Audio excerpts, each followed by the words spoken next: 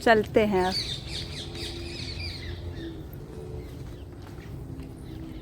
Hello साथियों, नमस्कार, सुप्रभात। आप लोग बढ़िया हो रहे होंगे, हम भी बढ़िया हैं। हम तो बाबा की नगरी में हैं, बनारस में।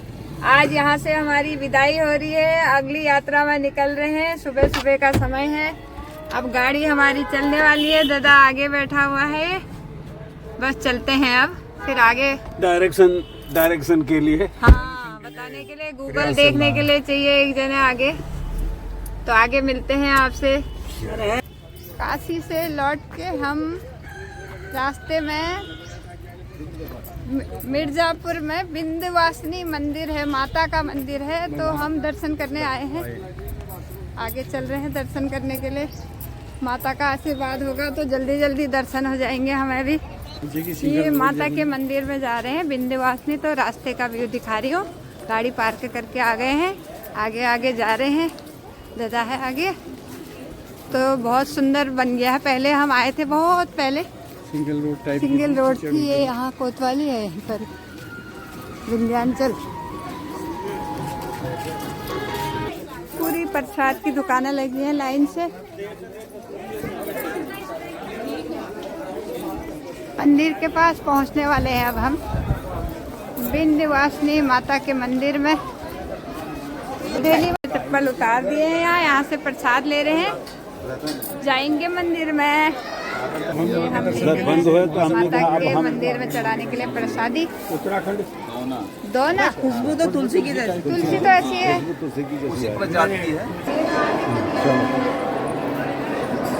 ये विंध्यवासिनी देवी मैया के मंदिर में पहुंच गए हैं अब हम। ये यहाँ पर ये मंदिर नया बना हुआ, भव्य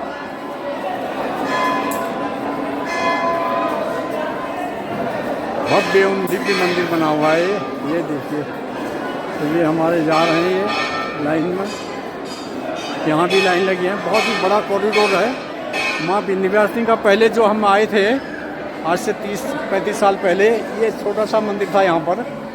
अब इसका विशाल रूप बन गया है, बहुत विशाल रूप। ये देखिए, यहाँ पर बिल्कुल लगे पड़े हैं बहुत लोग जो है।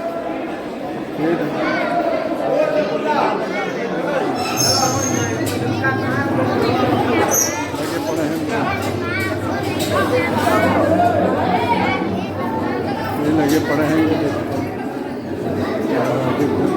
पड़े हैं। अंदर चलिए, कैमरा बंद कर लीजिए।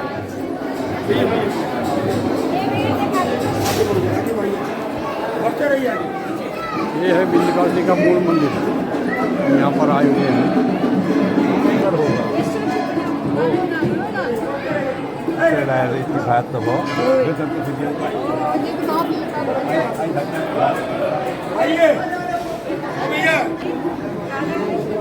राधा कृष्ण मंदिर, जय हो जय। हाँ सही बात। हाँ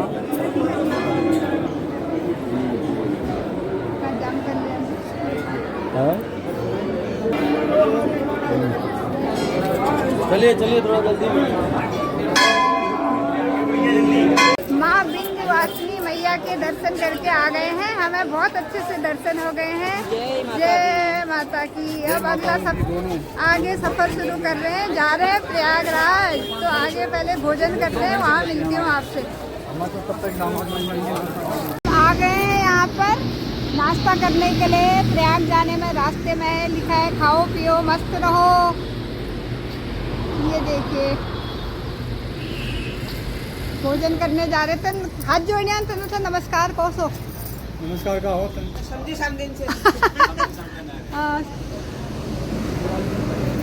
कर रहे हैं, भोजन करते हैं फिर आगे। ज्ञान अंदाज ना। ये आ गए हैं होटल के अंदर, खाना खाने के लिए बैठ रहे हैं।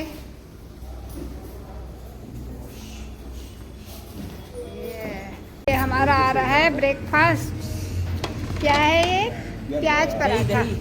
प्याज पराठा एक ले आओ पहले, कितना है पता तो चलेगा कितना है। कटोरी में आएगा। हाँ, एक कटोरा ले आओ पहले, छोटा ही बाउल। अच्छा लाओ फिर दो। ये आ गया हमारा प्याज पराठा। हमने सीता रसोई में प्रयागराज जाने में हाईवे में सीता रसोई में भोजन कर लिया है। ये देखिए भगवान रामचंद्र जी, माँ सीता, लक्ष्मण तो भोजन करके अब जा रहे हैं। ये आगे भाभी नहीं चलेंगे, भाभी रुक जाओ। ये शुरू हो रहा है लाल बहादुर शास्त्री ब्रिज इलाहाबाद। इलाहाबाद में प्रवेश कर रहे हैं। इलाहाबाद में हम प्रवेश कर रहे हैं। विंध्याचल से आ रहे हैं। ये देखिए उधर रेलवे का ब्रिज दिखाई दे रहा है गंगा जी में है ना? और ये गंगा जी का पुल है। इधर अभी पानी वानी कम दिख रहा है तो नीचे बहुत बड़ा स्पान है इसका। हम तो वहीं से देखते हैं ना कि पार है करके, शहर से ही जाने वाले हैं तो इससे पता है कि पार देखिए। इलाहाबाद ओडी फोर्ट में ही हमारा रूम है। हम फ्रेश होने के बाद अब जा रहे हैं अक्षयवट देखने। तो ये आगे को जा रहे हैं। रास्ते में भी हमें बट का वृक्ष दिखा बहुत बड़ा। ये जा रहे हैं अंदर, ये रास्ता है अंदर जाने का। तो देखते हैं अक्षयवट कितनी दूरी पर यहाँ से आरती के उससे आगे जा रहे हैं अंदर। अच्छा ये देखिए अक्षयवट इलाहाबाद फोर्ट में है, जा रहे हैं उसके अंदर।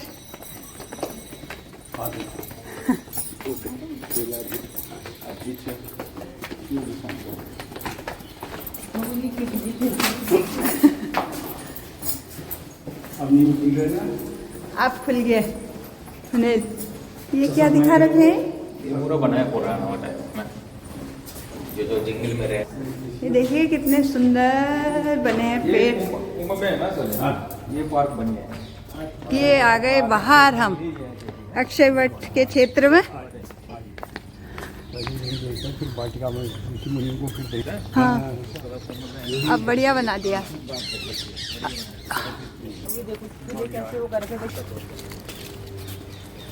यहाँ पर है जूते चप्पल उतारने की जगह। यहाँ पर उतार के तब जाएंगे अक्षयवट मंदिर। नाना ढकना तो देखो कितनी जा रहे हैं, कितना सुंदर लग रहा है। हम अक्षयवट के पास जा रहे हैं। बाएं साइड जो बैरिकेटिंग दिख रही है ये तो आम जनता वहीं से दर्शन करती है और हम अंदर रुके हुए हैं ओडी फोर्ट में, इलाहाबाद फोर्ट में। तो हम यहीं मंदिर में जाके दर्शन करेंगे। ये है अक्षयवट। हाँ हनुमान जी के लिए नहीं होगा फिर ना। पंडित जी आ रहे हैं। ले लियो। महत्वपूर्ण पवित्रम पापनाशम आपदाहरे नित्यम ये टीका लगा रहे हैं पंडित जी यहाँ पर अक्षयवट में। लगा जय हो जय हो जय हो जय। पंडित जी हम ना लगा। इसका कुछ इतिहास पीछे बताए हम नमाज। आपको 5 से 7 मिनट में पूरा यहाँ का इतिहास बता दूं हाँ और यहाँ आप दंडवत होके जाएं।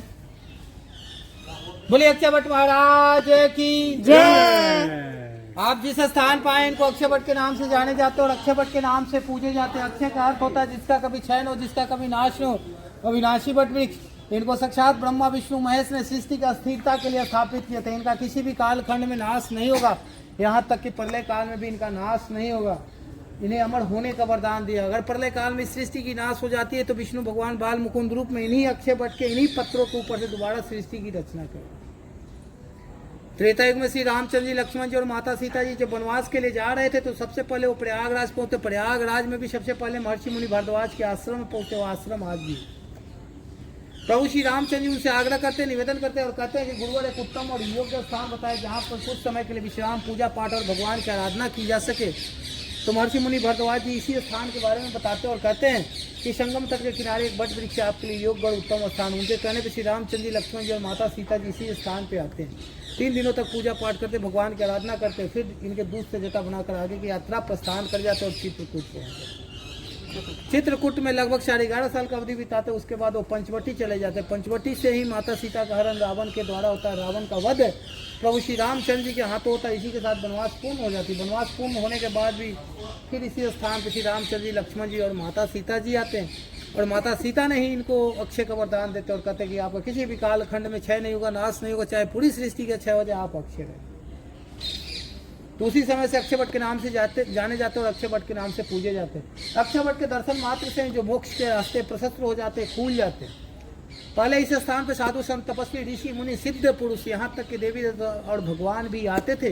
पूजा पाठ करते थे, तपस्या करते थे, क्योंकि ये तपोस्थली रहा है। यहाँ पे भगवान की ज्ञान की प्राप्ति है। जैन धर्म के प्रथम तीर्थंकर आदि भगवान की ज्ञान की प्राप्ति इसी स्थान पे हुई। तो जैन धर्म की उत्पत्ति का स्थान भी इन्हीं की माना जाता है। इनकी एक परिक्रमा पूरे ब्रह्मांड की परिक्रमा के बराबर मानी जाती है। ये जो स्थान आप देख रहे हैं, ब्रह्मा जी इस स्थान पे 10 बार यज्ञ किए। विष्णु भगवान बाल मुकुंद रूप में महर्षि मार्कंडेय को भी दर्शन होते। इस स्थान पे भरत जी भी आते और पूजा पाठ करके वापस हो जाते। बीच बीच में इनको क्षय पहुंचाने की बहुत बार कोशिश की गई थी। 17वीं शताब्दी में मुगल बादशाह औरंगजेब के द्वारा इन्हें 26 बार कटवाया जाता है। उसके उपरांत इनमें आग लगा दिया जाता है। बहुत सालों तक ये आग में जलते रहते हैं, लेकिन जिनको अक्षय का वरदान मिला उनका क्षय नहीं हो सकता है, नाश नहीं हो सकता है, और अपने विशाल रूप में हम लोग को दर्शन दे रहे। बोले अक्षय वट महाराज की जय। ये है परिक्रमा की परिक्रमा पथ पर जा रहे हैं।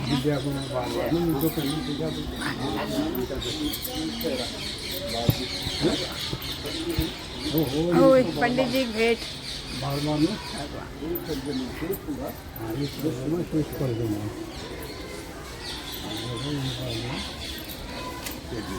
इसी अक्षय वट के नीचे प्रभु राम लक्ष्मण सीता वनवास के दौरान महर्षि भारद्वाज के आश्रम में गए थे और उनसे पूछा था कि मुझे ऐसी जगह बताइए जहाँ पर मैं शांतिपूर्वक भगवान का ध्यान कर सकूं। अब हम जा रहे हैं अक्षय वाटिका देखने। हमारे साथ जो आए हैं हमें घुमाने के लिए, तो उनने बताया कि अभी कुंभ के दौरान ही ये अक्षय वाटिका बनी है।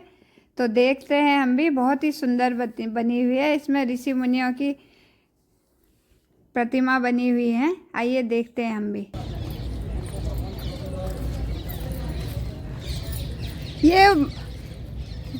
ये वशिष्ठ, कश्यप, अत्रि, विश्वगुरु श्री विष्णु भगवान जी सारे ऋषि मुनि हैं। भारद्वाज, विश्वामित्र, जमदग्नि, बहुत ही सुंदर ऋषियों का।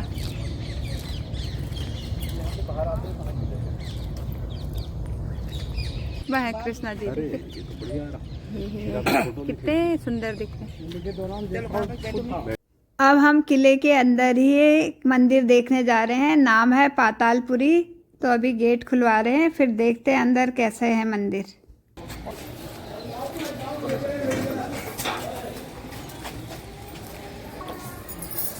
प्रवेश द्वार माँ अक्षय वट मंदिर पातालपुरी। पाताल में है पातालपुरी। सीढ़ियों से जा रहे हैं नीचे।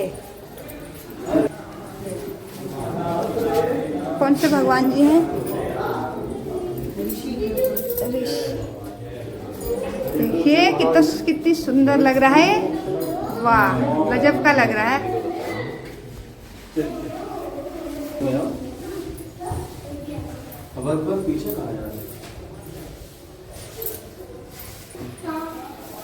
पाताल मंदिर के अंदर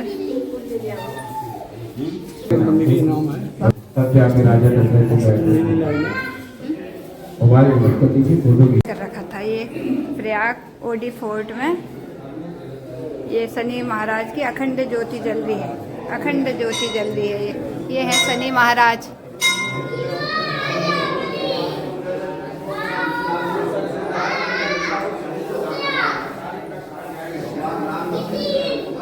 माँ पार्वती हैं गोदी में, विघ्न विनाशक विघ्नहर्ता को गोदी में लिए हैं, गणपति जी को, गणेश जी को।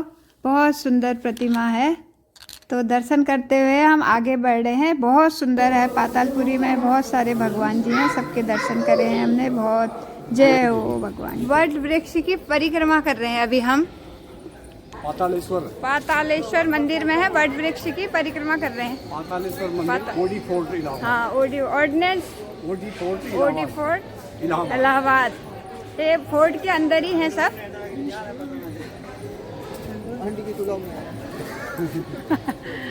हाँ बेटा, बना रही हूँ। ये पूरी परिक्रमा कर रहे हैं। ये दिखा रही हूँ आपको वट वृक्ष पातालेश्वर का।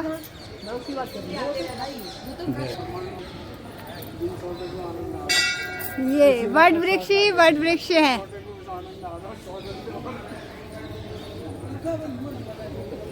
पूरी परिक्रमा कर रहे हैं। जय हो वट वृक्ष देवता। जड़ों का कोई घंटा बजाने को मिलेगा यहाँ पर।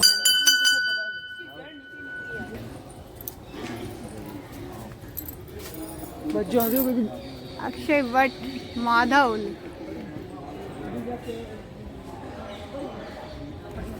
पूरी परिक्रमा करके आ गए हैं वापस। ये दिखाती हूँ श्री मंदिर सनातन अक्षयवट पातालपुरी किला प्रयाग। किले के अंदर है क्योंकि त्रेता द्वापर कलयुग इधर वाला है। चारों युग आ गए हैं इसमें। फोर्ट में ही हम व्यू पॉइंट में जा रहे हैं। देखते हैं व्यू पॉइंट में क्या क्या है। सोमनाथ शर्मा वहाँ से जाते हैं। आप तक के लोगों के होंगे। ये पूरा संगम एरिया देख रहे हैं हम व्यू से। नीचे जो लेफ्ट में जो है टीन शेड दिख रहा है और रास्ता जो दिख रहा है बैरिकेटिंग वाला, वो है लेटे हुए हनुमान जी का मंदिर प्रयाग में। तो अभी हम थोड़ी देर में जाएंगे। अभी ये देखिए पास से जूम करके दिखा रही हूँ, ये है लेटे हुए हनुमान जी का मंदिर। ये मंदिर से नीचे सब त्रिवेणी एरिया है। जब महाकुंभ हुआ होगा तो ये पूरा खचाखच भरा होगा। ये ओडी फोर्ट के व्यू पॉइंट से दिख रहा है पूरा सुंदर नज़ारा। सामने पुल दिख रहा है लाल बहादुर शास्त्री। और इधर अभी भी थोड़ी बहुत भीड़ है। टेंट लगे हुए हैं नीचे। आए हैं स्नान करने वाले जैसे हम आए हैं। नीचे का व्यू दिखा रही हूँ। ये गाड़ियाँ इधर से उधर कर रही हैं। इस समय तो लोग आराम से संगम के पास ही जाके गाड़ियों से। ये नीचे लेटे हुए हनुमान जी लिखा है, बड़े हनुमान जी लिखा है। ये गेट है हनुमान मंदिर जाने का। ये आगे बढ़ गए तो इधर जो मेरे ये किले की दीवार दिख रही है, ये देख रहे हैं हम ऊपर से। अब जा रहे हैं हम किले के अंदर ही सरस्वती कूप देखने। सरस्वती कूप का मतलब जहाँ पर सरस्वती दिखाई दी थी और उसके बाद लुप्त हो गई थी और वो त्रिवेणी में मिल गई, जिससे 3 नदियाँ बन गई, गंगा यमुना और सरस्वती। तो उसी कूप को देखने हम जा रहे हैं अंदर। ये अब ये सरस्वती कूप है। इसके बारे में पंडित जी जो है, जो फौज के ही पंडित जी है, वो इसके बारे में हमें जानकारी दे रहे हैं। सुनते हैं, आइए। ये माँ सरस्वती हैं। आए हैं, बड़े सौभाग्यशाली हैं कि यहाँ आने का मौका मिला। सौभाग्यशाली इसलिए बोल रहा हूँ कि ये मिल रहा है कोई न कोई पुण्य है। अभी इस जन्म का पुण्य है, पिछले जन्म का कोई पुण्य है, तभी हम इनका दर्शन पा रहे हैं। और जिनका आप दर्शन पा रहे हैं सरस्वती कूप के नाम से जानी जाती है। सरस्वती कूप इसलिए बोला जाता है कि इनका सेब कुएं की तरह बना हुआ है, इसलिए सरस्वती कूप के नाम से जानी जाती है। लेकिन इनका जो मूलतः उद्गम स्थान है बद्रीनाथ से आगे माना गाँव है, वहाँ से first village of India. First village of India अब फर्स्ट हो गया है, पहले लास्ट। तो वहाँ देखा जाता है कि पहाड़ से पानी बड़ी धार के साथ और गर्जन के साथ गिरता है, लेकिन भगवान की ऐसी लीला कि वो जल जब भी जमीन के ऊपर आता है विलुप्त हो जाता है। वो कहाँ जाता है, इसकी पौराणिक कथा है कि जब महाभारत की रचना वेद व्यास जी कर रहे थे तो उन्होंने सोचा इतने बड़े ग्रंथ की रचना करने जा रहा हूँ मैं, किसकी सहायता होगी। तो उन्होंने गणेश जी का आवाहन किया। गणेश जी तैयार हुए, लेकिन गणेश जी बोले एक शर्त है कि आप लगातार बोलते रहेंगे तो मैं लिखता रहूँगा। जिस समय आप रुक जाएंगे उसी समय मेरी भी लेखनी रुक जाएगी, आगे मैं नहीं लिखूँगा। वेद व्यास जी बोले ठीक है। जब वेद व्यास जी बोलने लगे तो गणेश जी को कुछ सुनाई न दे, क्योंकि इनका कोलाहल शोरगुल इतना काफ़ी था कि जो भी वेद व्यास जी बोलते थे गणेश जी सुन नहीं पाते थे। तो लोगों ने समझाया कि देवी इतना शोरगुल न करें, हमारे कार्य में बाधा न डालें, लेकिन ये मानी नहीं, शोरगुल करती रही। तब गणेश जी बोले आप पाताल में चले गए। तो माना गांव की कहानी वही है, जो पानी पहाड़ से गिरता है और जमीन पाने का बाद में विलुप्त होता है, सीधे कहाँ चला जाता है, पाताल। और पाताल से होते हुए अंदर अंदर यहाँ प्रयागराज पहुँचे। यहाँ गंगा जमुना के साथ मिल करके त्रिवेणी बन गई। ये बहुत दिनों तक अनावर्त प्रवाहित होती रही। लेकिन यहाँ प्रयागराज के रक्षक हैं, द्वारपाल कहिए, रक्षक कहिए, वेणी माधव सरकार। वेणी माधव सरकार का मंदिर अभी तारागढ़ में है, वेणी माधव सरकार का। और यहाँ भी वेणी माधव की मूर्ति बनी हुई है। तो वेणी माधव सरकार ने कहा कि देवी अगर इस तरह से लुप्त रहेंगी तो आगे आने वाला जो जनरेशन होगा आपको भूल जाएगा, इसलिए आप दर्शन दीजिए। तो वेणी माधव सरकार के कहने पर इस जगह पर दर्शन दिए। इसके बाद ये जल को लेकर भी कई बार लोगों को मन में भ्रांति हुई, शंका हुआ कि भाई सरस्वती हैं या नहीं है, कहीं ऐसा तो नहीं, किंवदंती बातें कहीं जा रही है। ये 91 में और 2016 में इनका परीक्षण किया गया था। परीक्षण में ये किया गया, इसमें बहुत सारे कलर डाला गया, जैसे गुलाल इत्यादि। जब यहाँ डाला गया तो जाके वहाँ संगम मिल गया, सब लोग है करके जी। और ये जो है वो तो 2016 की बात होगी, बता रहा हूँ। तो 2016 की बात हो गई, लेकिन अभी फिलहाल ये गंगा जी बढ़ी हुई थी, हनुमान जी डूब गए थे। उस समय क्या हुआ था कि पानी जो वो बढ़ा था, तो ये भी पानी ऊपर आ गया।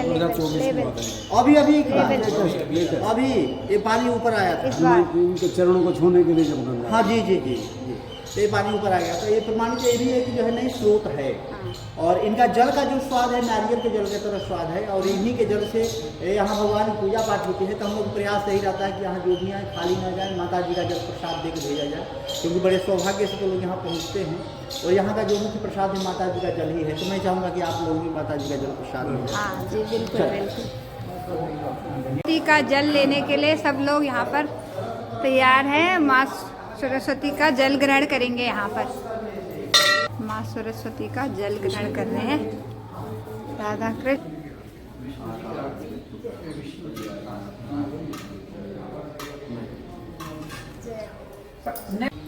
ये किले के अंदर ही जवानों के शहीद स्मारक हैं, जो देश की रक्षा के लिए अपने प्राणों की आहुति दी, तो उनके लिए ये शहीद स्मारक बने हुए हैं।